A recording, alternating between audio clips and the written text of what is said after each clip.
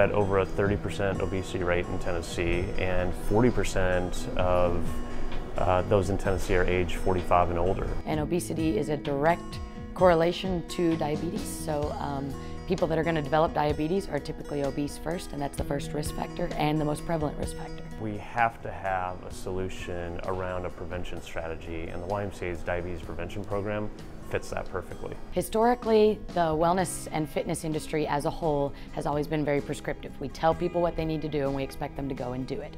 That doesn't work for most people because most people need a specific way in their own life to find how to fit those pieces in and how to make things work for them and their own family and their own situation. This is a lot more self-guided. So instead of being prescriptive and telling them this is how you need to do it, we're allowing them to self-guide themselves and say, this is how I think I should do it, let me try it. Once a participant enters into the program, they are entering into a group setting of others that are also working on their journey of improvement of their condition. And they're assigned a lifestyle coach. And so the approach of this is not one of us teaching and prescribing. We're really showing up with them to coach them to get to a better place. My initial reaction to the curriculum of the program was a little bit of shock because I am with the rest of the fitness industry and I'm very prescriptive and I've always been very, this is what you need to do. But after I really thought about it and went through the whole training and went through all of the curriculum, I realized that the little tiny shift in how we talk to our participants and how we interact with them and how we allow them to find their own journey, I was absolutely blown away with how much of a difference that makes, because they really feel like this is my journey, this is mine, and I can own this instead of someone else just telling me what to do and me trying to adhere to it.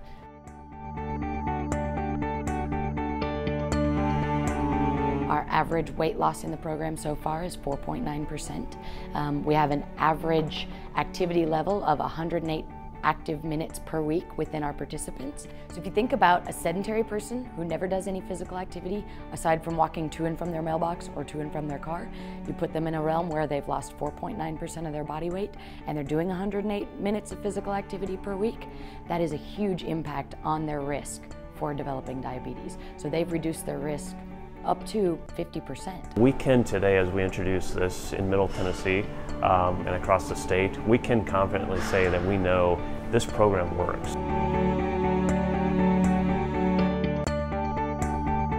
We're looking for people who are really ready to change, people who've been thinking about it for a while, people who are doing it for the right reasons. For instance, not necessarily for the way they look or they want to fit into a dress or whatever. That's great if that's their motivation, but we want their reasoning behind it to be very sincere. Like, I want to be around for my kids in 20 years. Those sorts of things, because that tends to stick a lot longer than I want to fit in this dress for my high school reunion.